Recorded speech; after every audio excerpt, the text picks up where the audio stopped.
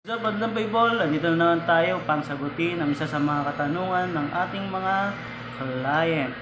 Okay, pili tayo. So ito po yung mga isa sa mga napili ko kanina, no. Okay, sabi niya, Doc, meron po akong 1-year-old na aso. Kaninang umaga po ay active pa siya. After niya kumain ng 9 o'clock ng umaga, ilang minuto after kumain ay nagsuka. Then after ng pagsuka niya, nandun na lang siya lagi sa sulok at parang matamlay na siya. Kailangan ko na po bang dalhin ang aking alaga sa inyong clinic? Okay, gandang katanungan po yan. Tara, sagutin natin. So yun na nga, kailangan na bang dalhin ang pasyente na minsang nagsuka at nanamlay after ng kanyang pagsuka? So sa ganitong case, binibigyan muna namin ng pagkakataong maobserbahan ang pasyente sa kanilang tahanan sa loob ng 12 hanggang 24 oras.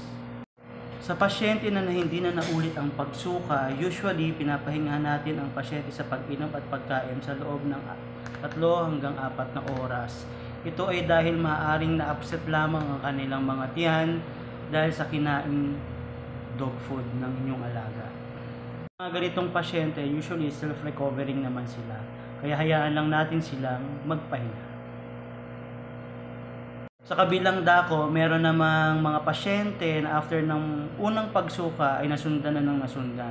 Ito yung mga case na kailangan ng dalhin sa clinic upang makapag-conduct tayo ng mga test at mabigyan ng karampatang gamot ang inyong mga alaga base sa mga naging resulta ng lab test.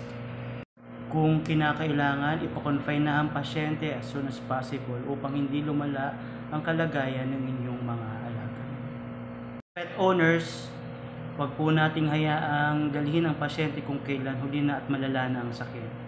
Dahil sa pagkakataong yun, kahit anong bisa ng mga gamot na ibinibigay ng inyong mga veterinaryo, hindi na namin mahabol ang buhay ng inyong mga alaga.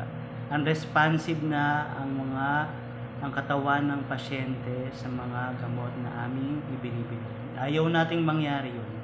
Okay? So ngayon, maraming salamat po ngayong hapon na to sa inyong pakikinig, sa pag-spend ng inyong oras. I hope marami kayong natutunan sa mga susunod pa na mga panahon. Try nating sagutin ang mga katanungan ng ating mga client. Goodbye and God bless.